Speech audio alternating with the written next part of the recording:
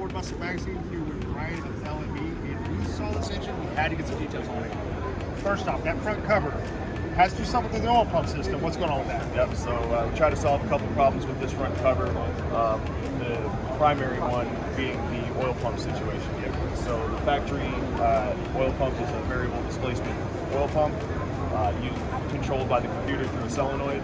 So we got rid of that. Some of the aftermarket ECUs are not compatible with that solenoid. So we wanted to get rid of that. So what we did was we put a G-rotor pump integrated into the front cover. This allows us to use a standard pickup tube. So when you're doing a swap, the factory oil pump is actually located in the rear sump of the oil pan, driven by a jack shaft off the crankshaft. So we eliminated all of that, and that allows us to now run a multitude of oil pans that have like a lower profile for swaps. Exactly. So the main focus was for the swap and to simplify the oiling system. And I see this one does have a distributor on it, but do you have options where you can block it off or plug or anything like that? Right, exactly. So we can run it with or without distributor. We wanted to run the distributor. One is that it gives it a cool look. It makes it look old school Ford, right? So that was a kind of a side benefit. But it allows us to run a carburetor if some of these guys are wanting to put in an old truck or something they want to kind of really make it simple.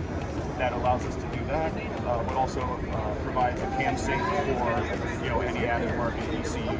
Very cool. And the water neck from the distributor, I guess. Is We also made a water neck kind of snake around the distributor there to make it all work. The front cover takes all the factory accessories, so this is just a standard kit that bolts right on. Very cool. And then working our way towards the head. I know you do heads. You actually got heads on display. But these dials are pretty tricky. These are hand fittings as well. Yep, so we have a dash 12 on all four corners that can control, kind of configure your crankcase ventilation as needed for your engine bay.